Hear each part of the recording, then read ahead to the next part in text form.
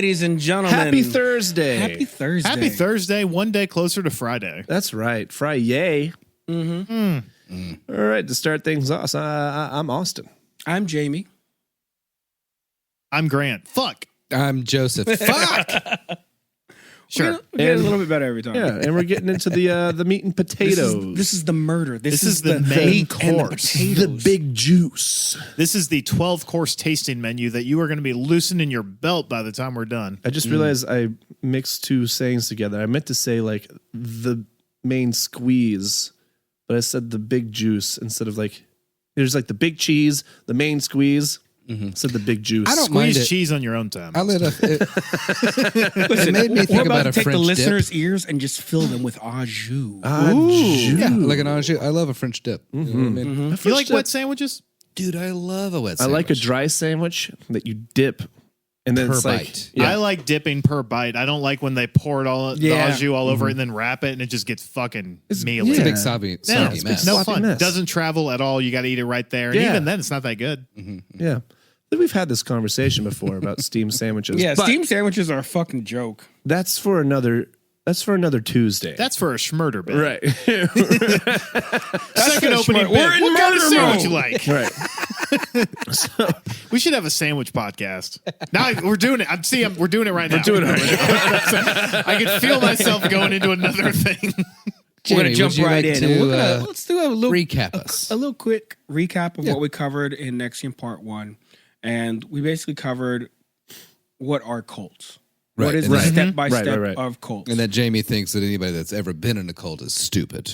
Well, is originally not worth I their did time. think that. And now through all of this research, and of course I'm going to get more into it, I've come to realize cults, just like serial killers in general, take advantage of the disenfranchised, take advantage of those that are in fragile places, take advantage of those who don't know any better. Easily impressionable. Yeah, I mean, you know, again, like we talked about last time, is these people are very, very good at what they do. If it ends up becoming a successful cult, right? Like, Yes. this is a highly skilled, like narcissistic sociopath, right? And they know intrinsically, it seems, just what to say to each individual person to like hook them at first and then slowly reel them in to where before they even realize that you're in their world. You know what I mean? And It's like fishing. kind of, and it takes more deprogramming than the initial programming a lot of times. I like how you said that too. Pull them into you're in their world, because like you were talking about last time, is that it's these are systems put into place. Right. This isn't just like, gaslight girl bossing. This is like they are building a new reality for Right. you to live in Right. that is contingent upon their approval, and you kowtow into their every whim. So, fun fact, there is the difference between psychopath and sociopath. Just to make a clear distinction real quick, with psychopaths traditionally have the pure inability to feel the same emotions that we have. And No so, empathy. A lot of the psychopaths that you'll see and how they become so powerful and able to basically use people's emotions against them is they study people and study essentially our algorithms of like, oh, if this happens, this is how they react. Yeah. There's been noted cases where psychopaths will watch movies, read books, basically intake media and study how people basically react. And they'll practice, like, for example, they'll practice crying to be able to reenact that when they need to in front of others. Sociopaths, similar but not the same. Sociopaths do feel emotions, but normally it's more of like a learned unempathy or what's the term for that? Like having lack of empathy? Unempathetic? Apathy. Apathetic. Yeah. So they kind of have a learned apathy about other people's emotions because it tends to be like more so just focused on what they need out of life. And that can come from different, that can be, what's it called? A learned behavior entirely from just horrific trauma. That could be genetic predisposition. That could also be just fucking knocked in the noggin one too many times or in the right place. Yeah. CTE is also a clear indicator. Like all my head trauma made me funny and weird, you know, but it easily could have made me a sociopath. Well, Correct. one more concussion. We'll see what happens. We'll see. Just bonk. You want to kill people? You fixed yet? Well, it stands to reason if we concuss him enough, we can make him normal. So, Diddy, I can see again. Oh shit! You're trying to handsome Squidward over here. Or just like bonk him until he learns a new Nah, he language. still wants to kill people. Like he starts speaking French. It's like, hey, that's cool. I didn't know he could do that. Interesting. Write that down. At 7 bunks, we got French. But Let's try one more. What is this, Edgefield again? No, not German. Not German. so in NXIVM Part 1, Grant and I go into basically our brief touches with cults in our own lives, specifically Carlos Castaneda's cult. And the big thing that I wanted to bring around was cults traditionally speak the same language. They are using the same playbook over and over and over again. So just briefly, I'm going to cover the steps of what happens in a cult traditionally. Step 1, the spark. We have the charismatic leader. They pretty much need someone kind of holding everything down. Mm-hmm. They're the anchor. Yeah. They're Got the them most crazy important eyes thing. and that silver tongue. Yeah. The silver tongue is key. They need Right. someone who can really convince you that they've got all the answers. Or at least they're not God, but they're God's right-hand man and they understand God. Hey, you lost? Follow me. Step 2, the hook, the promise of transformation. You got a problem? You follow me, I'll give you the answers. Got you all the answers right here. I got all the answers. Because people don't traditionally join cults when things are going awesome Right. in their personal lives. Right. So one of the key things is cults do not start with threats. They open with promises.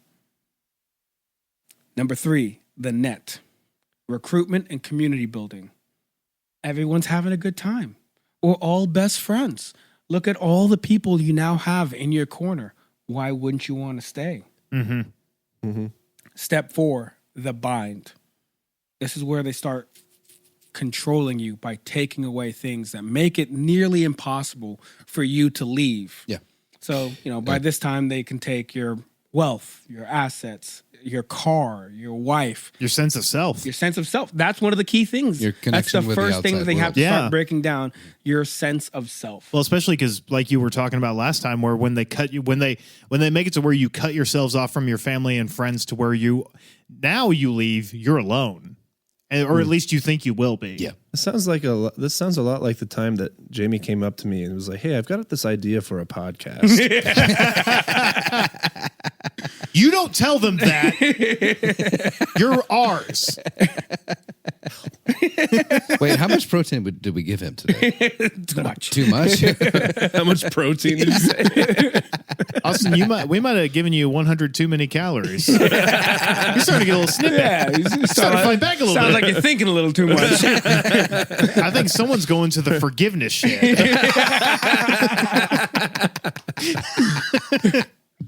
Step 5, expansion. This is normally when cults really thrive. That's when they can start. Pyramid scheme, baby. They build up compounds. They build up multiple compounds. NXIVM went international. They were a very successful cult for quite some time. Is this called the Lululemon step? It can be, yeah. Okay. Step 6, the rot, abuse, and exploitation. This is when it hits its peak. This is when the cult leader is living large and in charge, getting to do whatever the fuck they want, which normally ends in pretty horrific behavior. Usually sexual. Usually Yeah. sexual. Yeah. That's when women just become holes.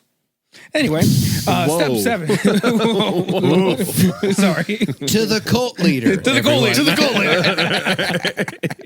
leader. Right. Oof. And hopefully this is where every cult ends. Not all cults end like this, but hopefully this is where they end with the collapse, exposure, and consequences. This is when enough people have either found out, gotten out, or the government gets really pissed off that you got a whole bunch of shit that you're not supposed to. Right. This is when Uncle Sam starts knocking on the door. Hey, what are you doing in there?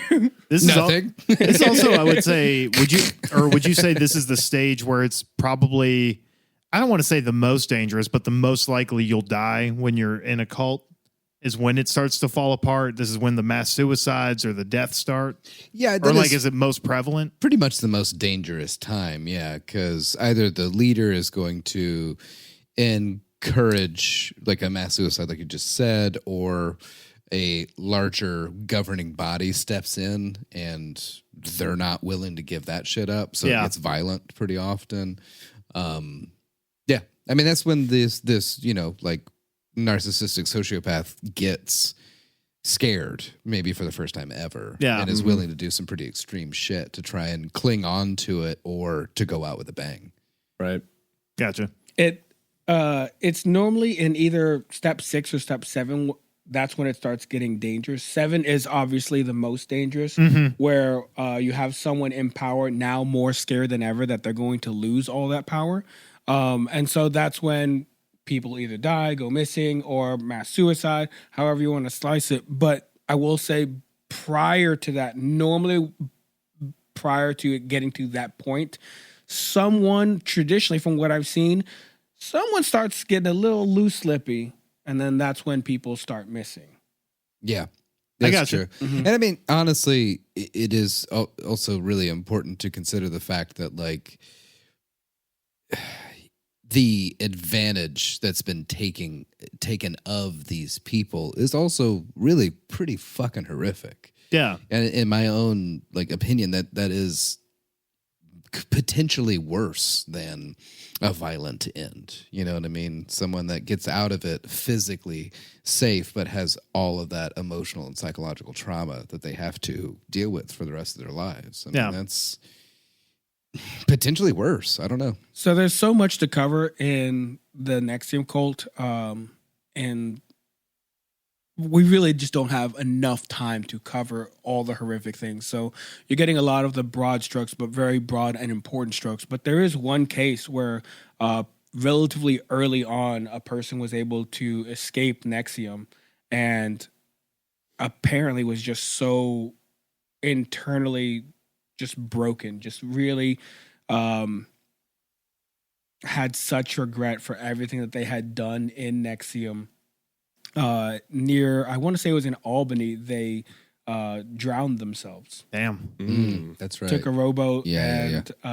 basically just left a note to their family basically saying like, this is exactly why. And the family did their damnedest to try and get more and more media coverage on it. And it got little traction, but for the most part was able to fly under the radar. And that is not what exposed them. Was So this is prior to the big breakup? I was gonna say, was this pre-internet as well, or is this? No, this is Okay. This is still not like everything's as big as it is now, internet wise. But this was still a time when there was the internet, where there was, but plenty of pre-social news media, where you can like kind of throw this everywhere. Yeah, because this is like early 2000s. Gotcha. Okay. So you got email and So stuff, like, but so you're like not. the dawn of it, really. Yeah, Yeah. but you're not trending on Twitter Right. or anything. Nah, nothing like that. Right. But that we'll get more into it, especially going into part 3. But one thing I do want to say, and I said this in part 1, but when you see these cults finally making it to the news, that is because enough people have come together to work hard to bring enough light to the situation. That is when it's reached its boiling point, where we're about to hit Chernobyl. Before that moment, still horrific things are happening, but normally have been happening for years by that time. And in NXIVM's case, decades. Mm-hmm. So, I agree, Cora. Do you hear that? That big. So, let me begin. Welcome back. It might have been a short week or a long week, or maybe nothing much has happened to you, but always remember your most chill week might be someone else's hell. And I don't say that to make you feel better, but to recognize that when interacting with people. Not just people as in this massive multi-billion person rock we're riding until we ruin it with either overconsumption or blowing it to smithereens, but I mean each human. From the guy you pay for gas to the person that asks you for $1, to the coworker, to your sister that texts you, to the mother that calls you, to the Bangladesh guy named Peter who hates talking to you on behalf of Comcast.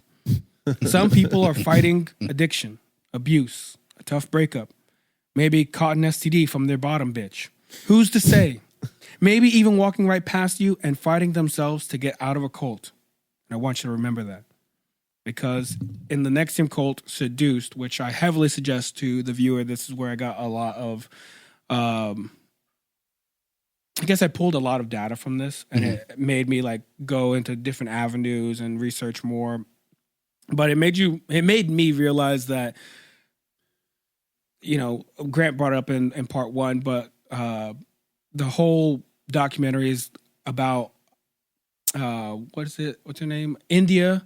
And her mother, Catherine. Yeah, the Oxenbergs. The Oxenbergs. And Catherine at one point is like searching for India, I think in New York City at one point. And they're like literally next door. Yeah, they're literally like they were at the same corner.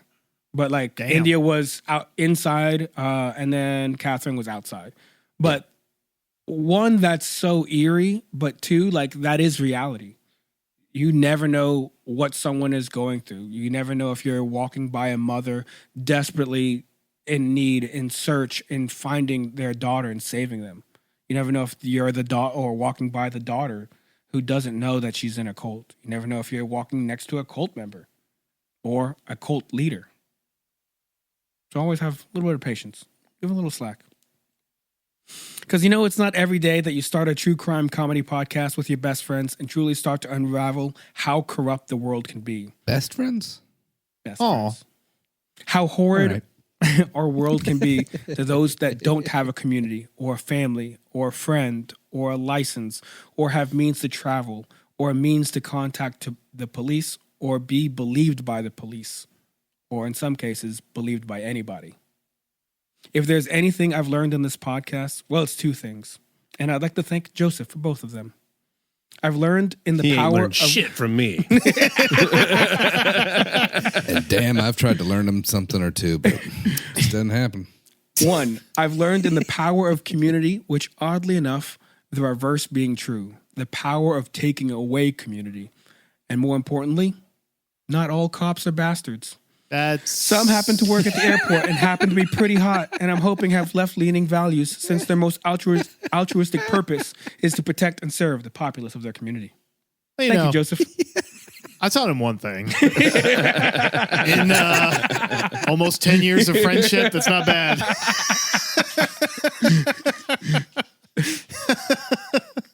Where you going, bud?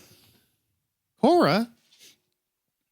All right, It's because you said the cop thing. I gotta go. All right, well, bye.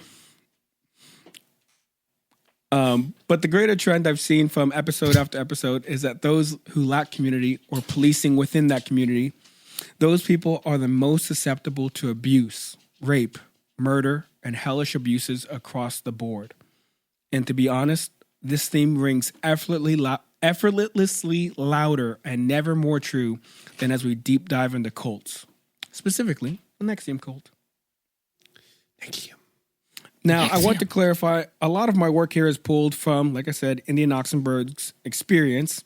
She is the focal point and anchor to the docuseries titled Seduced Inside the NXIVM Cult. And I could not suggest it more. But just like anything in true crime, take it with a grain of salt. Not every vantage point comes with its own perfection. Sure. There's a lot of... The documentary crew, or like, you know, the people that are putting the documentary together, they've got their own motives, right? Yeah. They're trying to get the juiciest or most entertaining side of the story and everything like that. And a lot of times the people that are being interviewed are more than willing to spice it up a little bit just to make sure that they get their screen time. Yeah. And get paid. I mean, that is a real thing. And also, she was like in it. She's... So, I mean, she definitely has a view that's been colored by that. She got branded. Yeah, for sure. she's... She got like for real branded. Yeah. Well, she's the executive producer of it. Well, that's So something too. she is the focal point. She Yeah. put everything together. So my favorite speculation coming from Reddit, one of my favorite websites in the world. I love Reddit. But It's the a front lot of page of the people, internet. Thank you, Grant. a lot of people bring up the There's naked people on there too. lots of naked people. I remember, wild stuff. dude. I remember one time Sarah was like, "Did you know there's porn on Reddit?" And I was like, Have they taken it down yet? I was like the Jordan Peele sweating gif of like, "Oh yeah, Really? And I don't No need kidding. I don't need to put my driver's license in It's like, to view it. I don't have two separate Reddit profiles. I don't know about the anonymous browsing feature." But yeah, the people on Reddit definitely like brought up a good point of just, well, it does come from a money aspect and an India and her wanting to be seen. So there's a lot of people who say that they think that she definitely fudges her ever doing anything wrong and definitely victimizes herself in the entire thing, and then doesn't really talk about the complexities of other people doing heinous acts but also being the victim. And it kind of goes back into this hand-in-hand concept, and it's a hard pill to swallow. But I could see that argument, but also that's a little too close to victim blaming for me to like give that too much validity, I guess. Too much weight. It's not just her. There's a lot of speculation of like people saying like they did one thing, and then saying like they were an abuser and not also labeling them as a victim. And like I was trying to say that unfortunately reality comes with a lot of grayness to Sure. it. There's not a lot of pure black and white. Yeah. I mean, she did abuse people, Yes. but There's a lot of people in this situation like this, just like in most abusive households, there are people that are a victim and also an abuser. yeah, I mean, Yeah. the classic thing of, boss yells at dad comes home and hits mom yells at kid kicks the dog. You know what I mean? That's just how that happens, like. Trickle down kicking. Yeah. Yeah, exactly. Just your Reaganomics kicking in. You're like, oh. Explain it to me like Reagan would. Now I get it. The actor? Jamie Luna, finish that story. You earned a jelly bean. That was good. So I'm going to break down the NXIVM cult by the steps that I brought up earlier. So let's go into step 1, the charismatic leader. Contrary to popular belief, Rome was not built in a day, because God knows those lazy Italians couldn't do it in a year. Whoa. Hell, give them Hell, give them 1,000 years and they'll figure out how to fuck it up, kill the human form of God himself, and then somehow be the center stone to Catholicism today and begin and play an active role in anti-Semitism. But I'm splitting hairs. Yeah, I mean, think about the pasta. It's delicious. But the Schvoyadel.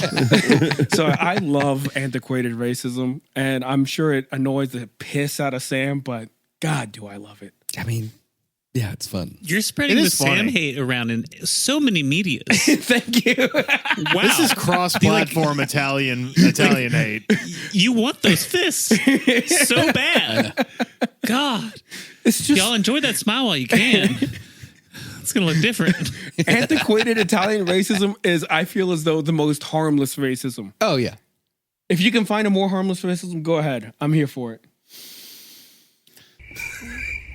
Hold on.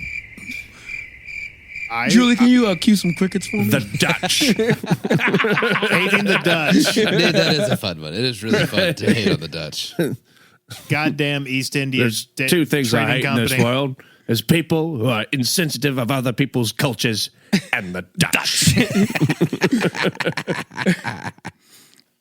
Also, what was it called? I think I told you, I might have said this on the podcast, but I was doing improv and I was imitating an English scammer, imitating a Indian scammer, and I did an Indian accent in and out in the bit, and the teacher did not like that. The teacher then said to only do white accents, and you can only make fun of white cultures. Boring.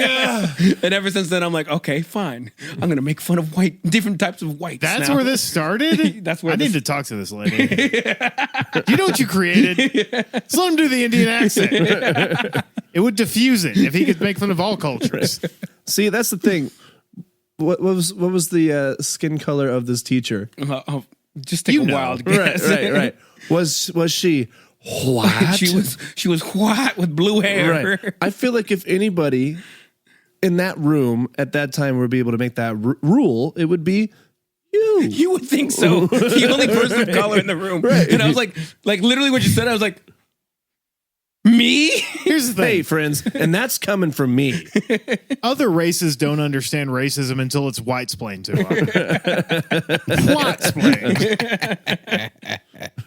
Just white splaining. Right.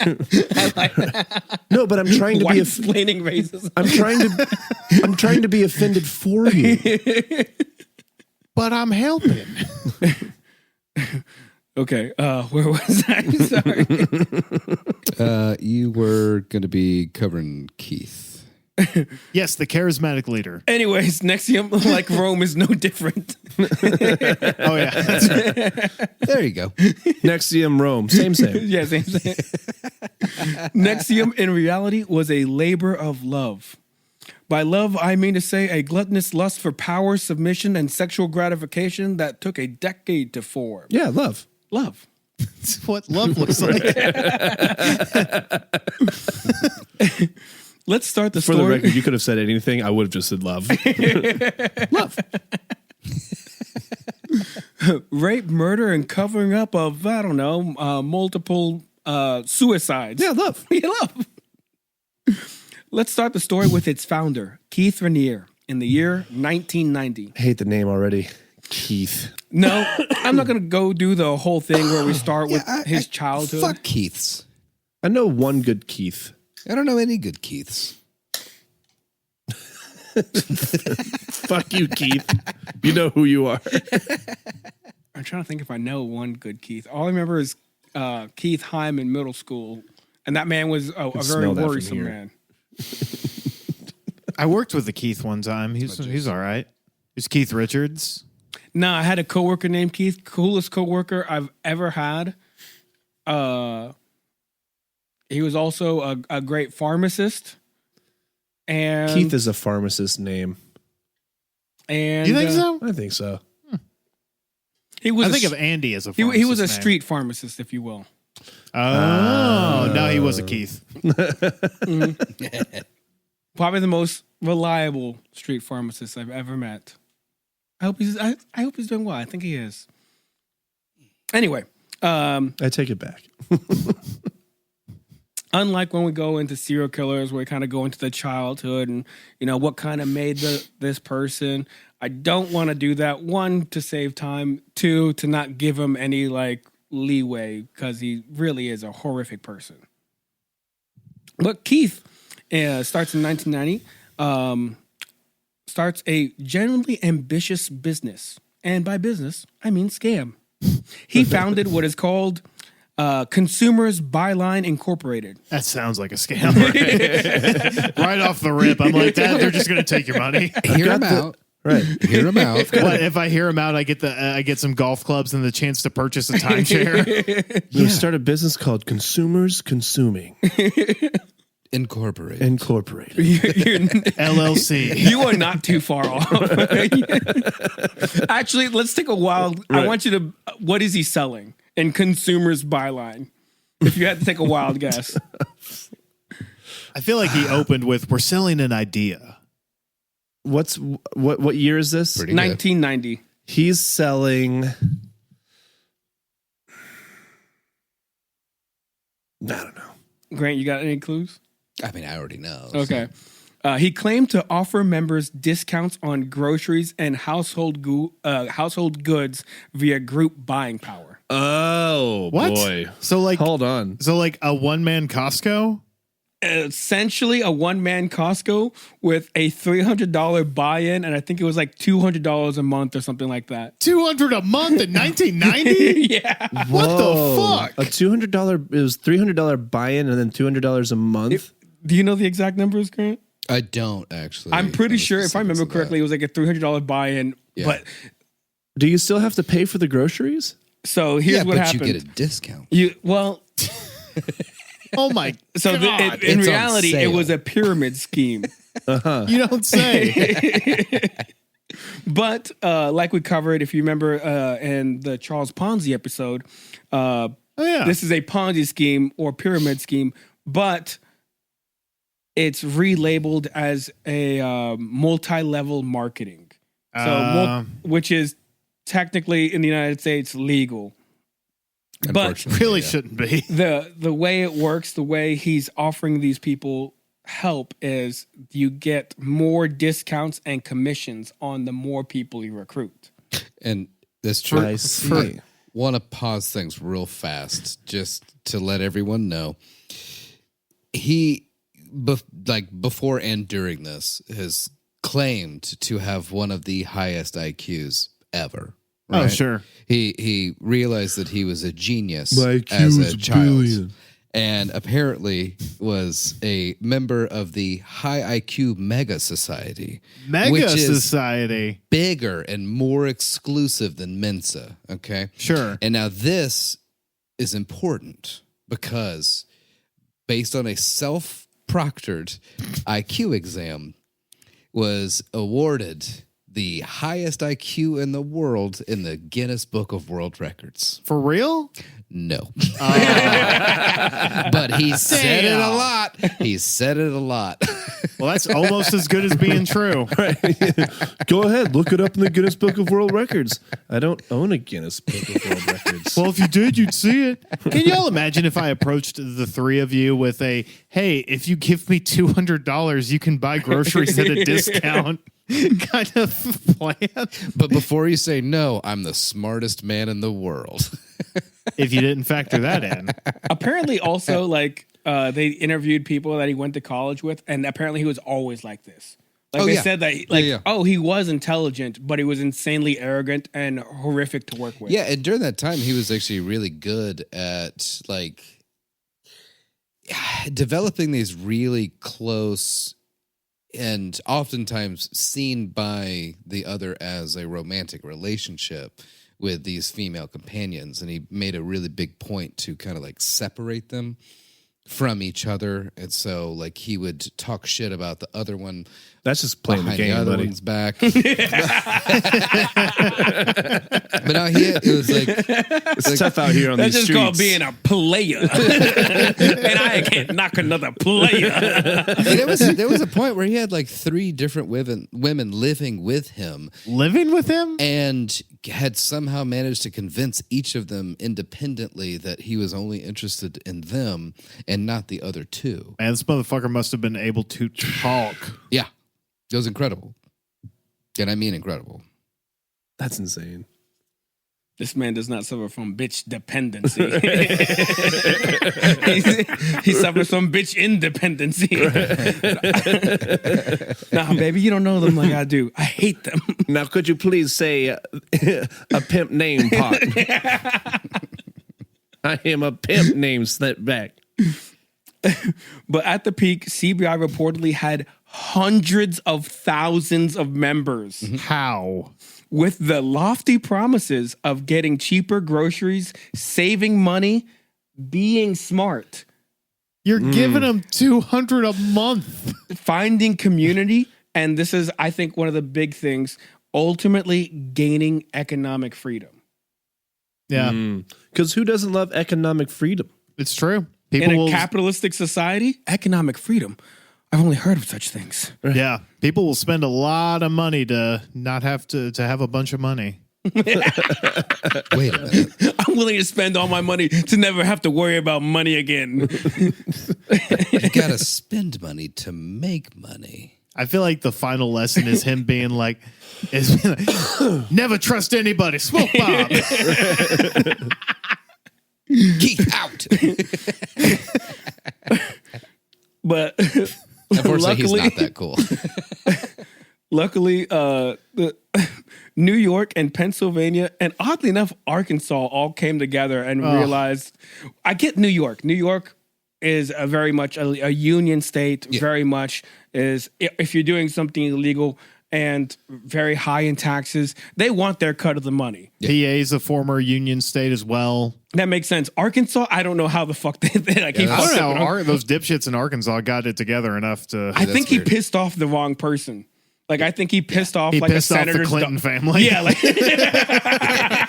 He got one of the distant Clintons in like Russellville, like, and got him in on the you're scheme. doing what? You're spending how much money on groceries? How are you spending $1,000? Well, he told me that I could make some money if I got the discount bounty paper towels. Economic freedom. So they actually did a study of like if he actually saved people money. There weren't, for the record, there were 0 discounts. No shit. There, like they said, all the discounts that were available were like either already available by like other coupons or whatever the fuck, and they were so minuscule that they did not account for any of the charges. People only made money by screwing over other people, Damn. which is, I mean, it's kind of the most capitalistic thing really ever. Yeah. Anyway, in 1993 to 1994, Rainier and CBI agreed to shut down operations after investigations. He paid fines and agreed not to operate any more multi-level marketing scams or businesses I promise. in the future. Right? Right. That'll teach him. Give me some of the money you made off these mooks and then say you won't do it again. And he never did it again. Now I can sleep well. That's the end of the episode, people. We'll see you next Tuesday. So, through CBI, Rainier learned this great pattern: having a grand vision, learning how to tighten control, manipulate, and the only reason it collapsed was legal scrutiny. So, how can we perfect this? Is basically what runs through his mind. So, he went low profile, but he didn't stop trying to rebuild his influence. Like Grant said, he loved women. And he began surrounding himself with young women and acolytes who believed in his intellect and philosophy. He has a great, one thing that he is great at is he is great at finding women who believe his bullshit. Like if he thinks you will latch on. I haven't found one yet. You need to have a Keith Rainier in your life apparently because he can teach you a thing or two. What if I sold you a course on how to find these women? But you only know it when you get to like level L5, but you have to pay for the courses between. Also, find me 5 more dupes. I mean, willing participants. Right. To also. I mean, fellow pussy slayers, such as yourself. And then you'll get to level 3. I'll teach you all of my secrets. Which brings me to my next big point. If you want to learn how to not end up in a cult, if you want to learn how to get laid, if you want to learn how to make money, join our Patreon. Our Patreon, you can find all our links at allmylinks.com/don't email trashville at, or don't email trashville. And then you can email us at don't email trashville at gmail.com. Find us on all social media at trashville_USA or our YouTube at Trashville USA. We're not a cult. So they say. Not yet, we're not. That's right. We don't have enough money to be a cult, but you can help with that. We've got Join our Patreon. Join the cult. we need more women and more money. Soon we'll be a cult. And guns. Women, money, and guns. Cult. I'm going to take so many ATF agents out with me. Jesus. Anyway, That was a joke. That was a joke. That was a joke. Thank you. Maybe. I'll never tell. Keith meets a woman named Tony Natalie. who later became his romantic partner and business associate for several years. She was basically the first person to come out and call him for being a horrific con man and psychological manipulator. And basically, through her, he was able to learn a lot and basically create what are success technologies, which also failed. So again, this is like his growing pains where he's like testing out new stuff, realizing, oh, like I can't be this horrific of a person. Just less horrific of a person. A little less horrific, dial it at the perfect time. That's when he's like learning, okay, well, press this, do that kind of thing. He's salt and peppering. Mm-hmm. He's tasting the soup, salt, pepper. Right. Oh, fuck, I fucked it up. Start over. I mean, yeah. Luckily, Tony Natalie, one of the first women to break off, left him, all the power to her, and apparently he stalked and harassed her for years. Damn. Which I can't imagine, like, the level of harassment and stalking, because I doubt it's like, hey, thought about you, something cute. It's probably like, I'll fucking choke you if you don't fucking text me. Right. 24 missed calls. Oh, dude, anytime I see like 17 missed calls, it just shit. Like I'm like, Somebody better be dead. Oh, it really it like activates your lizard brain. yeah, just like I fucking hate this. I hate phones. Anyway, during this period, Rainier began framing himself more and more as a philosopher and a scientist of ethics and human potential, using buzzwords like rational inquiry, integrated behavior, and ethical consciousness. I hate this guy. Yeah. He experimented with a self-improvement curriculum that would later evolve into NXIVM's executive success program. So, I mean, I don't know if you guys have seen any like interviews of his or portions of like his like monologues, if Not you a one. will. I'm a babe in the woods. I'm relying on And y'all. it really is that. I mean, it's indicative of certain people that we have to listen to on a daily basis right now, especially where they'll say a lot, and as you're listening to it, you're like, it kind of makes sense. It's kind of a weird way to phrase that. Timing's a little off on that one. And then you think back and you're like, wait a minute. The motherfucker didn't say anything. Right. For like 12 He's just got a motor minutes. mouth. He talked for 12 minutes and didn't say a goddamn thing worth of value. But in the moment, you're like, okay, I see. I think I see what you're saying, where you're going with this or whatever. And it's effective way, unfortunately, of speaking, you know? I hate this timeline. Yeah, me too. Now, Grant is 100% correct. When you hear all this like executive, success, consciousness, integrated, ethical, he loves using words like that because it makes They're him sound buzzwords. smart. They're Yeah, buzzwords, right. but they make him sound smart. And it makes people be like, oh, yeah, that makes a lot of sense. But it was literally several minutes of just pure drivel, you know? If you actually go back and analyze it and try and break down what he meant by all those things he just said, nothing. Yeah. Literally nothing. Or just out and out lies or just nonsense. I mean, in general, it's just like, this is how you are a better person. And it could be summed up so much more succinctly and better. You know what I mean? But the longer they talk, the longer you're listening, I guess. I don't know. I would say a lot of his work, it normally starts with a kernel of truth. Yeah. So it'll normally start with Just like every great lie does. exactly. So a lot of we'll get more into it later, but one of his big things is he goes into, I don't want to say necessarily like victim blaming, but he basically tries to start by helping people, saying like, you can't think of yourself as a victim anymore. You have to enter the next part of your life, which in itself, there's a lot of truth to that. Even if you are a victim, you shouldn't see yourself as a victim at all times going Right. forward with the rest of your life. Yes, that may have happened in the past, but now you have to start taking accountability, empowering your own Right. self and your ability to take your own actions and choose your own actions and reactions to life. But he then soon enough flips it.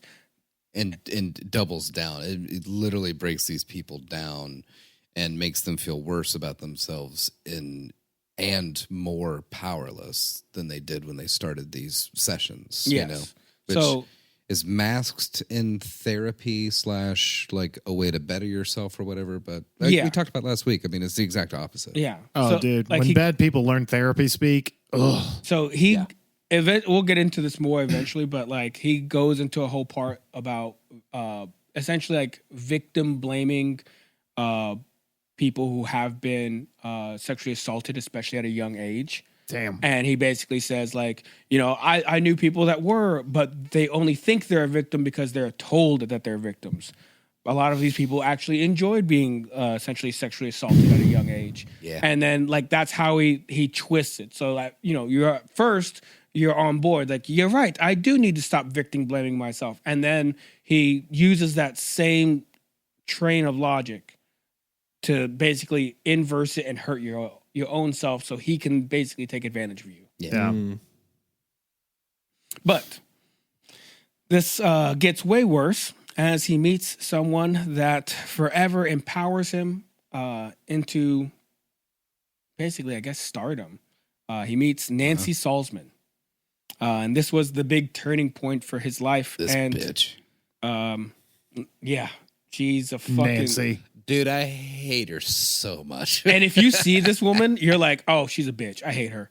Yeah. Oh, Like really? she's one of those women you're like, oh, you want a manager, don't you? Like, you know, when the person walks in, you're like, yeah, I'm sorry, there's too much cheese in your quesadilla. Let me go get a manager for you.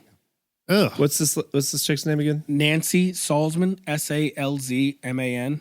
Dude, I'm doing the same thing right now.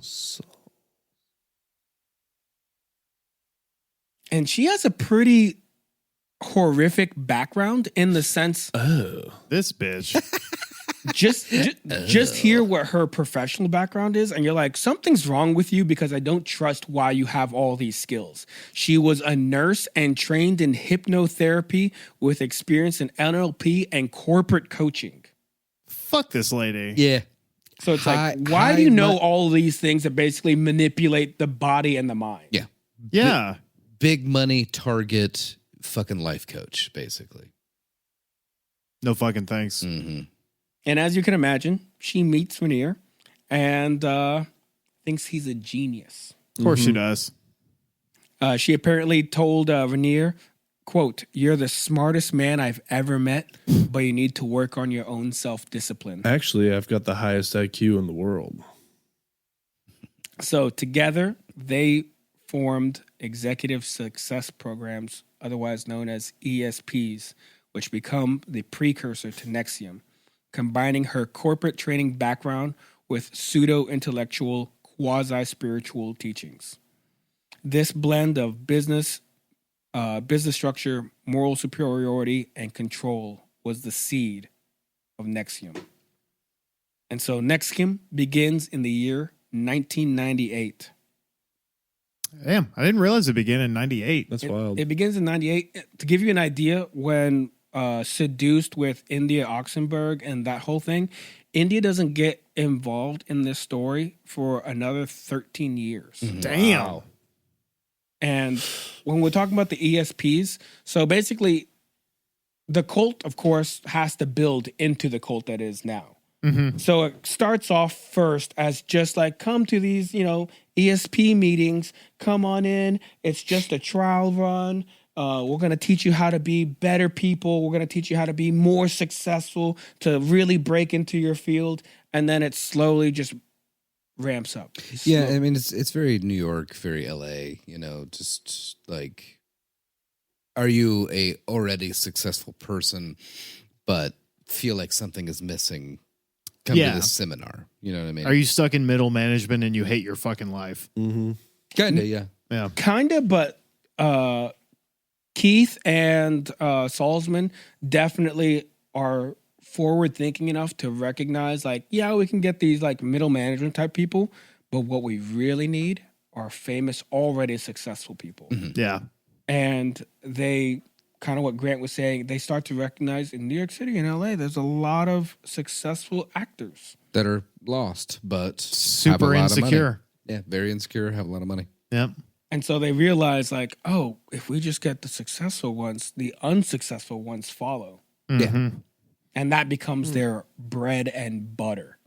So it starts from like measly, like just getting people in the door to like, oh, we got the big fish now. The big fish will just chum up the water and everybody else will come crawling. Didn't you say that one of the chicks from Smallville was in this cult? Yes, that's Allison Mack. Allison Mack comes in relatively early into NXIVM, and that's exactly what happened. They found her. I don't know if you've seen pictures of Allison Mack. Is very attractive. She cute. At the time, very successful with her show, Smallville. Seems to have a promising career going forward, and they sign her up and use her immediately, saying like Allison Mack now had tons of doors open up. I think she even says that she would have never gotten Smallville without NXIVM. Really? Huh. So that's how they're goading people, whether it's true or not. That's the. But it's true enough when a struggling actor or actress hears her say that and thinks, well, I want to succeed. It's like how Scientology gets actors. Oh, They get Tom Cruise and So many. Jason fucking Lee. Oh, hang on. Who's the guy? Travolta. John Travolta. Oh, Yeah. my God. Who was it that you I told me? believe in We were talking Scientology. about it on the car ride back. Someone Yeah. was it Oh, you the that rub and said? tug thing? No, that No. John Travolta's gay. That was like how they kept him in. I was like, John Travolta's gay. That makes so much sense. Oh my god. That is a pretty common theory that John Travolta is actually gay, and they utilize that as leverage against him to stay in the cult or whatever. Oh. Because back then, when he was like at the height of his fame, not cool at all for that type of leading man to be gay, Yeah. kind of a deal. All I know If is he is or not, doesn't really matter. I mean, but he might be. It seems like he might be. All I know is I love Battlefield Earth. Battlefield Earth slaps. really, you went Battlefield Earth? not Grease, not Saturday Night Fever. No. What about Swordfish? You like Swordfish? I really What like about Swordfish. Swordfish? The What about, Hacking movie? Yeah. Yeah, I like Swordfish. Isn't Halle Berry in Swordfish? Yeah, you see it too. yeah, she is. Was it Basic? Was that the one that was like the really cool like? What about I knew that you would. Julie has the biggest smile on her I knew that face. Julie would light up about that one. What about like a handful of Hairspray? people I've ever Hairspray, met? I do love like, No Hairspray. Basic exists, That- but yeah, a fantastic movie. it's such a good movie. It's a whodunit. With, What a twist! What a twist! So What good. movie? Basic. Never Basic. seen it. It's so Okay, good. I'll add it to heard the of it. list. Whatever. Honestly, it is. Good. Add it on. Also, I do love Hairspray and John Travolta having Hairspray's Oh my God. fantastic. Hairspray yeah. slaps Yeah. so Yeah. hard. him as a mom. He looks like he's having a great time. Like that's not his first time doing it, which is totally cool. But I just love that he looks so happy, and it's John such a Travolta good- seems most at ease being like the In mom. drag. Yeah. Yeah. And good for him. Like he should be able to. Yeah. I just, If he was blackmailed to stay in that cult because of that, that's really sad. it is. Let the man Anyways. slay. Let him do his thing. Let him Exactly. Because slay. he can and does. So now we're gonna tie in steps 2 and 3 together. So we have the hook, the promise for transformation, and the net, recruitment and community building. How NXIVM presents itself versus what it actually is. Front-facing image, the organization offers personal growth, self-help seminars, business and entrepreneurial training. There you go. English hard. Spiritual. Entrepreneurial is a hard word. I know, and I say it so much just to sound like an asshole. I'm an entrepreneur. Well, when you're engaged in an entrepreneurial endeavor such as myself. yeah. That's one of my sentences I say multiple times a day. While tugging on your stash. Yeah. It really sells it. Entrepreneurial. I'm just trying to make friends, you know. I want our group The text- worst kind of friends. I want our group chat to be called Sigmapreneurs again, but you guys No, don't like it. Sigmapreneurs does not work. I love it. Drop the Sigma and then we can talk. Alphapreneurs? No, Oh. it is better though. It is No, better. Sigmapreneurs is way better than Alphapreneurs. Entrepreneurs is better. Julie, can you weigh in? Isn't Sigmapreneurs better than Alphapreneurs?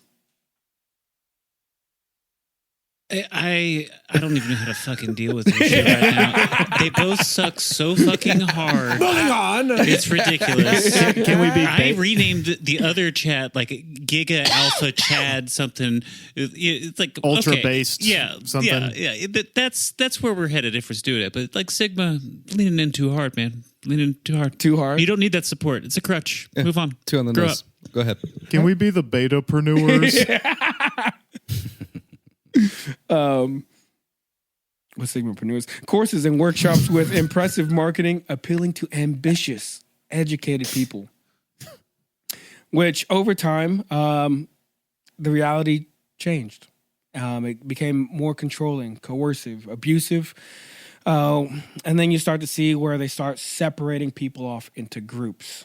One of the weird things that he does, kind of going back to what Grant is saying, where he had 3 women living with him and was able to convince them to basically hate each other so they stay with him. He does the same thing with the men and the women. So he starts breaking off the men into their own groups and the women into their own groups and basically pinning them against each other in very weird ways. Yeah, and one of the wild things about it, like especially the women's group that DOS. thank you. Yeah, they ended up calling it DOS. A new member had to basically answer to an older member, right? Like someone that's been in it for a little while, right? Via text message. And they would literally had to answer a text from the master, if you will, within a certain time frame. It was like a minute or 5 minutes or something kind of crazy like that. It could be any time over a 24-hour period, and there was like weird little like phrases and keywords and stuff that you had to do. Like, so they would say, did you say your phrases or whatever the hell it was, where like you're supposed to like practice this sort of like little mantra thing, and you're supposed to respond to them in a certain amount of time with something along the lines of like, I think they shortened it into... Yeah, I think at one point it was like sound off or something like that. Yeah, sound off, and you're supposed to text back very, very quickly in this group message. But in individual texts and stuff, it was like, did you say your phrases? And it was supposed to... I think it was something along the lines of like... Basically equates to like yes, master, or yes, ma'am, whatever. But they shortened it into like little... I think at one point they use emojis and they have like certain acronyms. Right. But it'd be...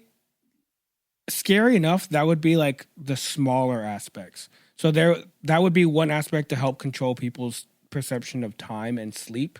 So you always had to be alert, because if your phone went off, you had to answer. Yeah. And if you didn't answer, you would have to pay penance and ask for repentance from your master. And sometimes that involved collateral or something that they could blackmail you with. So it was like,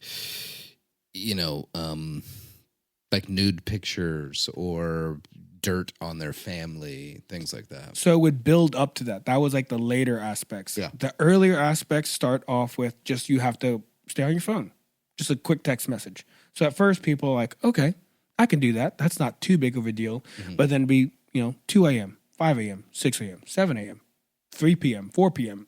And you never knew when.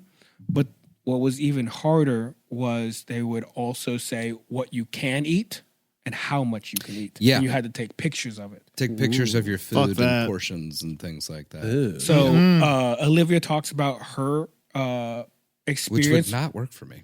No. She would- No. She would I'm say, out. Cut to 11 p.m. and me just like hovering over my stove, just like, oh, crunchy, fun, oh, sweet. But she would say that they would limit what she could eat by the size of the palm of her hand. Fuck that. So they said No. she would have to lay in her hand all the food that she was allowed to eat, take a picture of it, and then they would weigh her when she would come in. Just to see if she was actually keeping up with the limited calories That's she would fucking heinous. I mean, a lot of this is heinous, but fuck that, man. have. We're jumping around a lot right now, Yeah. but just to give you a heads up, they cut her calories and Allison Mack's calories so much, both of them reportedly lost their period for years at a time. Damn. Other people that got out said that they had physical trauma from malnourishment for years. I'm sure.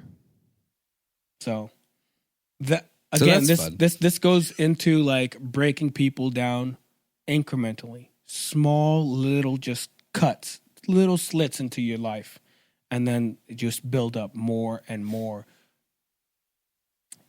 But to go back to NXIVM specifically,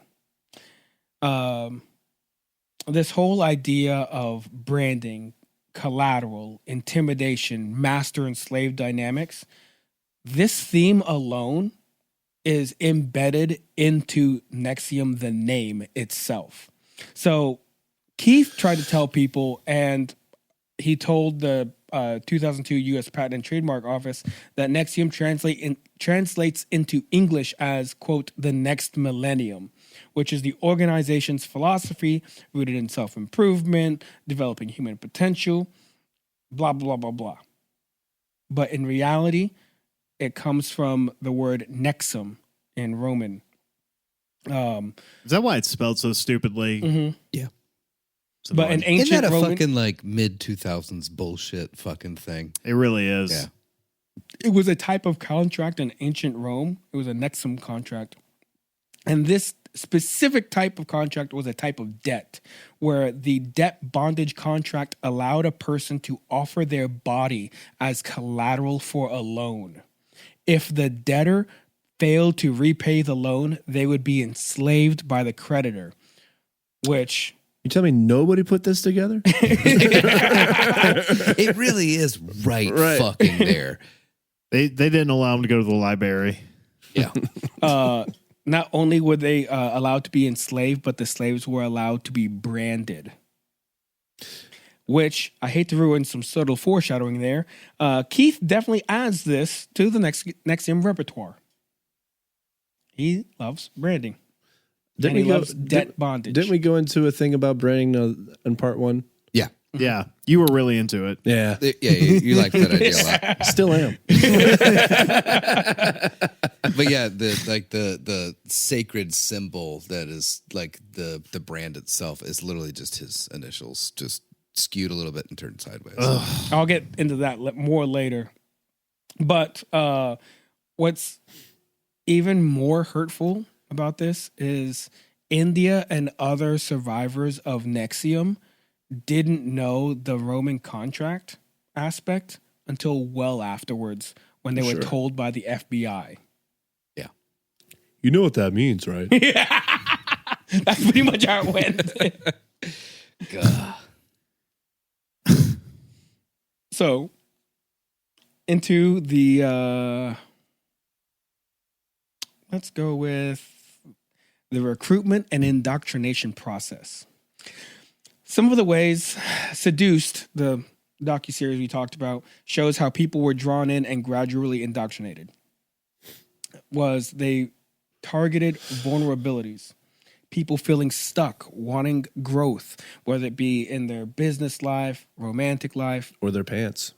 or no, actually, funny enough, Keith definitely promotes this idea that he doesn't have sex. He's too pure for sex. Mm-hmm. He doesn't think of life in these worldly ways. Gotcha. Too far removed. He's too far. Ethereal. Yes, He's and above all of this. Dickless. essentially, yeah. And people believe this. In fact, by the time that like India and everybody gets into his world and he's got a strong enough following, as he's meeting everybody and like giving like, shaking hands and kissing babies, instead of the kissing baby parts, he is kissing women on the lips every Everybody. time. Everybody. They would have these like annual like retreats or whatever in this like big, camp kind of a place. And they would not only put on talent shows honoring him, and he was sitting front middle row or whatever. And it was all of these like song and dance numbers talking about how awesome he is. Oh my God. But before and after, all of his followers, female followers, would greet him by kissing him on the lips. That was just the way that they did it. That's just how you get mono.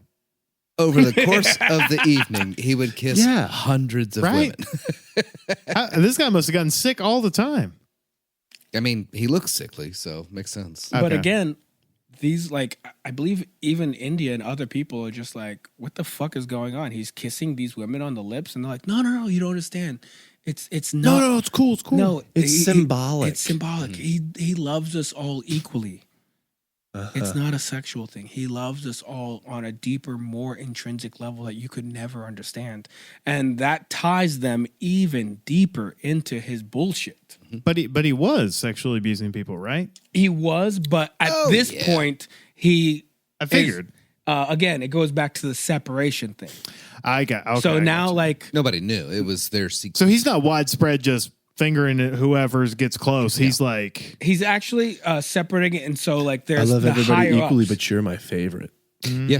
As that actually, yes, that's exactly what he does. He convinces, like he has by this point, let's say he's I got hate about how many times you're like, yeah, actually, exactly, Austin. Austin gets it. Not what I want to get. around this point. I He's don't want to be right in this moment. around this point. Let's say he's got like a dozen of his favorites, and he's doing whatever he wants with them. And then there's like hundreds of people below him. He's not really, fingering and fucking around with them just yet. He's got his own little harem up at the top. Yeah. So Gotcha. he has now learned at this point he can't just stick his dick in everything. Right. He's got to bide his time. He's got to set up the ploy. Mm-hmm. And he's got to make his money. Really manipulate your way in there. Speaking of money, as we said earlier, Salzman and Rainier definitely pieced together, we've got to get the richest, most successful, powerful people on our side, and we need them to be in front of everybody so we can get more followers and strengthen the bond of the followers we do have. To give an example, and this is not a joke, apparently, I don't know if you still can, because I'm pretty sure they changed their policies because of this exact same problem, but you could buy out the Dalai Lama. Huh. So If you you- could say, hey, Mr. Dalai Lama, here's $600,000. Will you come to our event? Yeah. Take a picture with me. That seems problematic. Is that why there's so many pictures of the Dalai Lama with all these fucking weirdos? Yeah. Yeah. Yeah. Come on, Buddhist. You're supposed to not want stuff. I mean, they use the money for good, I suppose. I mean, I don't know if Buddhists do taxes. here's the Dalai Lama and Epstein together. It's like, I don't know. He had the money. So, yeah, I don't know if that's true. They if there's any parade mad the Dalai Buddhists. Lama around and have a whole event, Sure. take pictures, video the whole thing, use it in press. Two great spiritual leaders together. Exactly. They use this in ESPs. They have it in video where, like, look at our leader, Keith. How could he guide you wrong? The Dalai Lama likes him. Yeah. And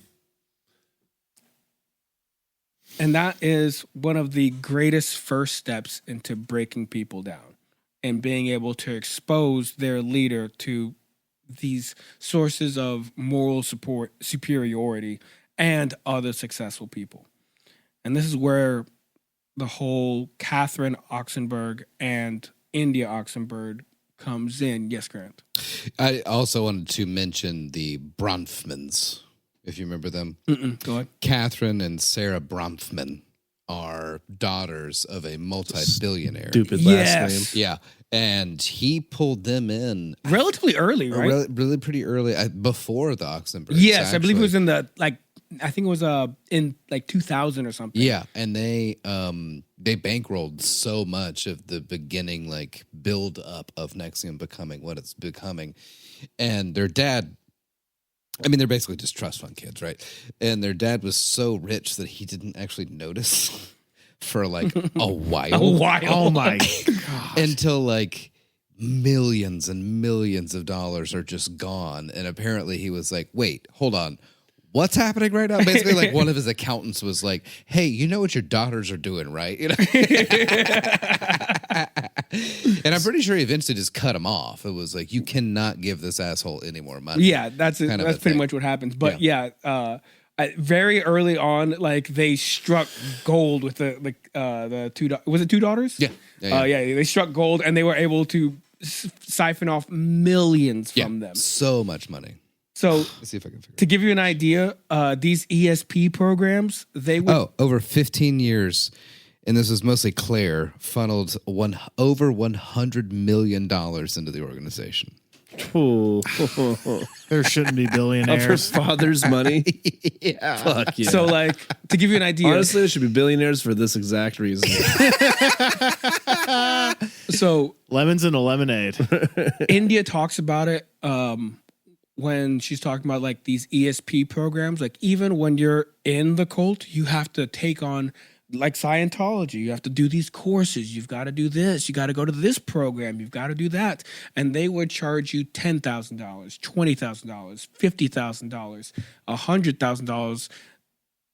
But when you think of pulling in $100 million, like a billionaire's daughters, this that's a fish you got hooked right there. that's a big fish, and they were able to from there go in an international level and start buying out full-on properties at this point. Wow. Which made them look so much more official. And like we said again, if you can use that, you can pull in so many more. So now they were able to go from hundreds to then thousands of followers. Yeah.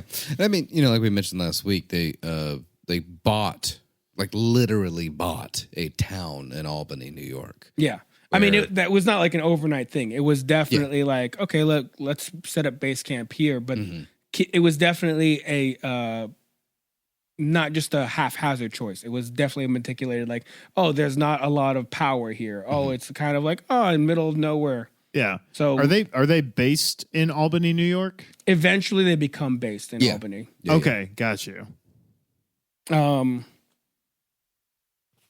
But to give specifically, like, who is Catherine Oxenberg? So now we know about what were the last names of the daughters? Bronfman. The Bronfmans? Bronfman. I really hate that name. I know, it's really, yeah. Who is Catherine Oxenberg? Catherine Oxenberg was a famous actress, most notable for her role in the soap opera Dynasty, and was playing Lady Diana Spencer in the 1982 movie The Royal Romance of Charles and Diana.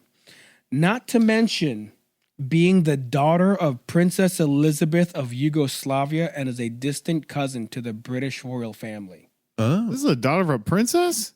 Yeah. They have deep ties. They have old money. Actually, to the point where I looked into it, and there's no hard numbers on the Oxenberg family on how much money they have. Damn, really? Or had, yeah. Like it's that kind of old money where you don't know. You're not supposed to know. Yeah. You're not going to know. You're not going to know. Damn. Yeah, those ties run deep. It's a deep state shit. Yeah, the Princess of Yugoslavia. And you're like, is that even a country anymore? Right. It's How much money communist now? But yeah, when it was what the hell's wrong with me? Monarchy? Thank you. Jesus Christ. When it was What's a wrong with monarchy. you? Yeah. I don't know. But again, she had ties to the British royal family, so she does have a portion of that money, which is an insane amount of money all alone. Yeah. But as you can imagine, when Catherine brings her daughter India and they know who they are, laser beams, laser focus, because they see another situation where we can get this person. Yeah. Another famous person, another person with a lot of status, and brings on more people. So India, I think if I remember right, she wants to be an actress like her mom. Well, And at first, India does not necessarily, like, she's thinking about becoming an actress, but now she's like, I just want to start my own business. that's right. And she wants to start her own gluten-free catering business. Yeah, that's right. Which is, there's nothing wrong with that. No, but it's cute. It's really cute. You can tell like she just wants to do something that's hers. Not something that has to do with the monarchy, not something to do with her mother's acting business or, career as a model. She doesn't want to do that. She wants to find her own path. Right. And that becomes India's kind of, how do I put this, compass for her life. Trying to find individuality, trying to find community in that. And unfortunately, that really becomes her downfall. So in 2011, India was 19. She drops out of college. She's trying to find her way.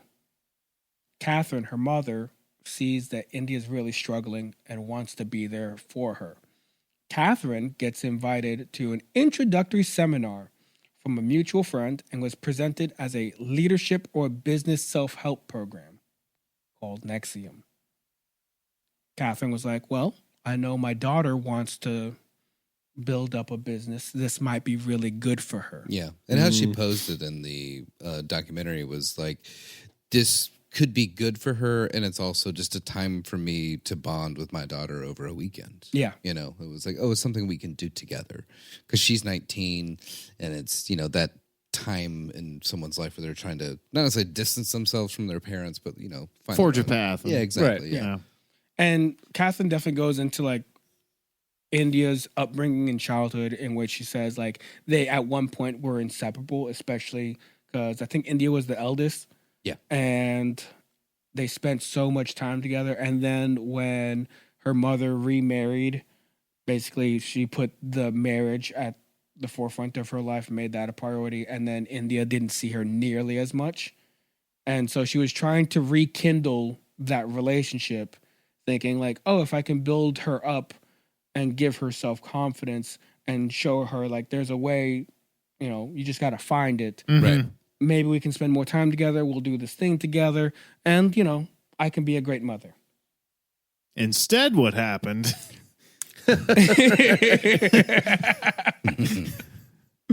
But they go, and apparently Catherine at first, she's kind of buying into it at first. But India was captivated. And India later told her mother that she felt, quote, "This is for me." The language, the promises, the sense of direction all appealed to her.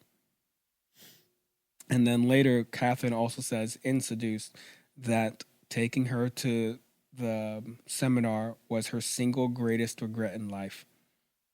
Yeah. Yeah, I mean, from her perspective, obviously she's got more experience and wisdom and all that kind of stuff, and also coming from the background that she came from, everybody's been trying to sell her shit for forever. Yeah. You know what I mean? Like, not only is she from literal royalty, but becomes a actor and model, so she's just surrounded by people trying to pitch shit forever. And so she's seeing this seminar as like, this is just a bunch of like the same old garbage. Well, at first, Yeah. Catherine is into it because they do what they call EMs, which stand for exploration of meaning. And it's really, this is kind of where they couch everything in therapy talk and then reverse it on you. So what they would do is they would, like, let's say like, I'm the coach that's leading the EM, and I'm like, let's bring Austin. Room full of people. We're gonna do it in front of everybody. Austin, what's something that you want to deal with today? And you could say like, well, I have a lot of anxiety when I put on my shoes. And it's like, what's the first time you've ever felt anxiety about your shoes? And 9 times out of 10, it leads to a form of trauma that led you to that. And you're pretty much expected to just open up and tell us everything. I am. yes. And then by the end of it, these people would feel relieved, like, wow, I never really took the time to really. Feels really good to get that off your chest. Yeah. Yeah. And at first, it's good, right? You got it off your chest. But then they would use that against you later. Yeah, doesn't that feel good? Well, guess what? You're a fucking idiot. Essentially, once they start getting you to do it more and more, they would break you down more and more. So the first time you do it in front of everyone, you have that like, it's off my chest, off my shoulders. I feel a light loader. And Catherine even said that. She talks about basically she had huge anxiety in doing rehearsals and doing, auditions. Yeah. And basically talks about how it had something to do with being sexually assaulted at a very young age. And she's like, afterwards, I felt so much better. Next seems like, write that down. Yeah. And Pretty then much, yeah. And then it was like, Austin, let's go back to the time that you were attacked by shoes as a child. and so the second time I remember or it like it was yesterday. the second or third time or the fourth time or the fifth time, they're breaking you down more and more, reminding you that you are a victim, but also shaming you because why are you acting like a victim? And that's what they would constantly do. So at first helping you, Right. and then twisting it to the point to where it hurts you. Catherine is just like, that's a little weird that we're all opening up about all of this in front of everybody. And then on top of this, for everyone else, they got a normal coach, just a Joe Schmo. When Catherine Oxenberg comes up, Salzman comes out of nowhere to do the EM. Everyone erupts because they never see Salzman. Salzman's number 2 in She's the command. big deal. She's the big deal. She's the lady on like the pre-made videos when you go to these seminars, right? Ah, I gotcha. They like push play on a TV and it's like, oh, this is the lady that knows everything. And it's like, I was trained by Salzman. Let's begin, kind of a deal. Yeah. And she shows up in person out of nowhere and everybody's like, oh my God. Yeah. So like they see a video, Dalai Lama, Keith Raniere next to Salzman getting to shake hands with the Dalai Lama. It's like, holy shit. I didn't know I was like sitting next to royalty. And then this person gets to break down Catherine. But then Catherine kind of after experiencing that, it's like, I don't know, this feels kind of fishy. I don't like it. And friendly reminder, Salzman is a hypnotherapist. Right. Yeah. So she's got them tactics. So this is the first step of what is called slow escalation, starting with something seemingly benign. Like I said, the workshops, the classes, the community building, and then increasing it with demands of time, loyalty, emotional exposure. So, it starts off with the text messages. I can do a text message. I can send an emoji. I can send 3 letters. Then I have to check in all the time. And again, if you did not keep up with everything, you would owe your master a penance. Isolation and separation, encouraging or creating distance from family or friends, fostering dependence on the group, creating hierarchies and internal policing. So if you saw someone not doing what they're supposed to do, you could also get in trouble for allowing it to happen. Not saying anything. Encouraging, writing each other out, dividing each other. Get people to watch each other and you don't have to spend the time and effort to do it.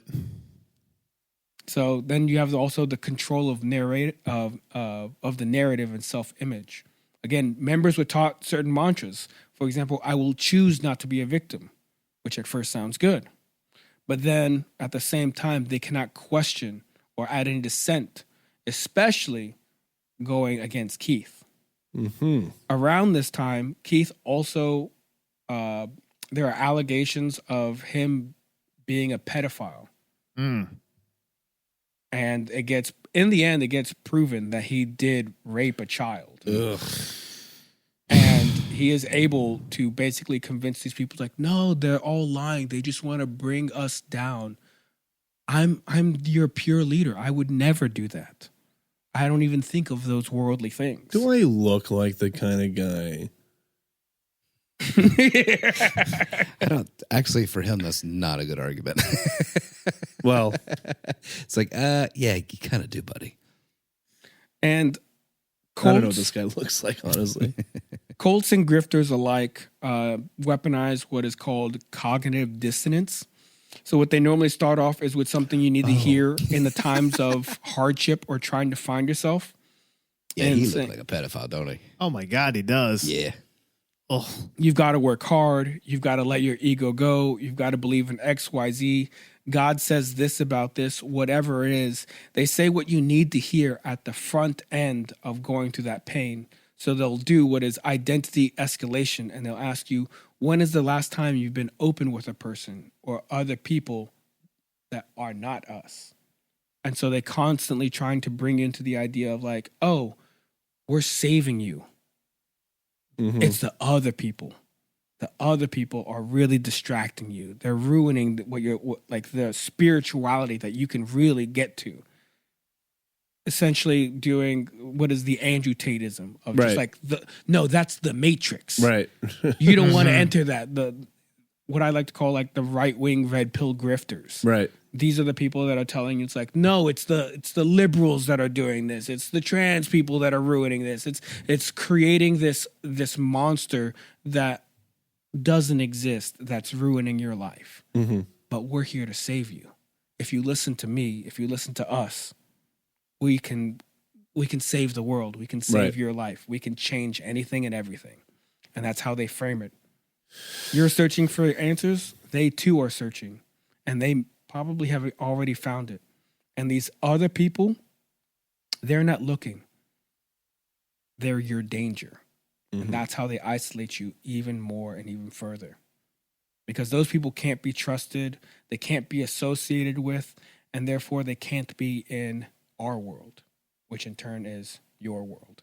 And unfortunately, this reality is happening on the left, right, and middle with many people that believe the same things but are sold on so many stupid concepts. But that's a whole different side. And I think that's a great stopping point for NXIVM Part 2. That There feels you like go. a stop. I was gonna say it was a good stop. Good stop. Good stop. Well, I'm depressed. So Once again, we're in the worst reality. Dude, I often think like, what is, like, I guess luckier Grant doing out there in that Alternate one of the timeline, other, Grant. like, multiverse. It's probably eating a banana Grant, split I'm gonna right tell you now. right now, there is no other you. Okay, That makes me a little sad, actually. I'm just Nah, saying. Grant, there's a much happier you that's not nearly as bone tired. Yeah, that's what I like to. And he's living it up. Nah, He's having a great time. He's running a cult right now. he's putting brands on underage women. Yeah, he's having a great time. Oh, a Grant that got bonked like 3 more times on the head. Right. Yep. One more big spill, and that's where you're at. I don't know. Like, I will say, so studying the cults definitely made me pretty depressed at certain points, but it definitely, I feel in a certain way, taught me a lot of self-compassion in listening to people get out of the cults, people helping people get out of cults, and it made me just have a lot more patience for Sure. people and the world around me, of just like, you never know what other people are going through. Sometimes just give them a little leeway. Yeah. I really like how you went through the steps, because I think this is a really important topic, so that when people who listen to this, they can start recognizing patterns and then get yourself out before Yeah. it's too late. And we've actually talked about that before, more in the line of like serial killers, Right. And not like seeing certain things, or like not putting yourself in positions of vulnerability or danger or whatever. And this is very, very in line with that. Yeah. Just if you find that overly charismatic person that too many people are hanging on to their word and flocking to them or whatever, probably just leave. Yeah. Like, Yeah. Someone who has all the answers isn't going to be in a hurry to isolate you from everyone else. Mm-hmm. It's someone who builds upon fear and ostracization of the other is probably not a good spiritual leader. yeah. Someone who wants you all to themselves in every aspect of your life is not your friend. Or like a very Nashville thing. Like you come across an actually very, very talented musician, they're going to spend virtually no time talking about how good they are. Yeah. They just show you when they Right. have that opportunity. If you come across the guy who's like, we should jam sometime, I'm really good at guitar. They're not, and don't. It's going to be a wasted jam session, and you're going to get kicked out of their house for questioning their flat earth beliefs. And that's a tieback. And that is a callback. I'm Joseph. I'm Jamie. And I'm Austin. Grant here. Okay, Right. bye. We'll see you next time. See you next Tuesday. See you Tuesday. Call and text our number and email us. Oh, and yeah. stuff. Email us yeah. at don'temailtrashville@gmail.com with whatever cult you want us to do. Follow us on all our socials at Trashville_USA. Buy our merch. Links in our bio. Join our Patreon. Text or call us at 615. 615. We got is it somewhere. The area code for It's sure. going to be blinking right here. It is definitely a It's 615 blinking right here. number. 615-768-9483. That's 615-768-9483. Tell us about your life and your experiences with cult. Maybe you had a great time. Maybe you're one of the few people that were like, actually, NXIVM wasn't that bad. Yeah. Are there good cults out there? Well, what's funny enough is there are people that like never really experienced the bad parts of NXIVM Cult. They were just like, oh, that was just a day camp. That happened? Literally, that What? did happen. There were people who were like, really? I just had a great weekend retreat with the team, the sales guys. Oh, no. He seems like a bad guy. Glad I never met him. But there were lots of trampolines and bubbles. We had a great time. I only got a little branded. What's it called? Buy our merch, support us, join our Patreon. Do all the things. Click the yeah. likes, comment on the podcast. Hit that bell if you're listening to us on YouTube. You're watching on YouTube. Subscribe, share, So give us the deed to your house. Give us your kids. Sure. Sell us your No. soul. We don't want your kids. I don't want Milk No, my actually, we don't want the prostate. kids. I don't want their kids. Milk Jamie's prostate. And thank you. We're out. Adios. Like what you hear? Subscribe. Follow us on Instagram at Trashville_USA. And if there's a true crime story you want the gang to cover, email us at don'temailtrashville@gmail.com. Murder Schmurder is produced by Jamie. Our tracking engineer is Grant. And our mix and mastering engineer is Julie. Incidental music and our theme song is provided by Jules. This has been another production of Murder Schmurder.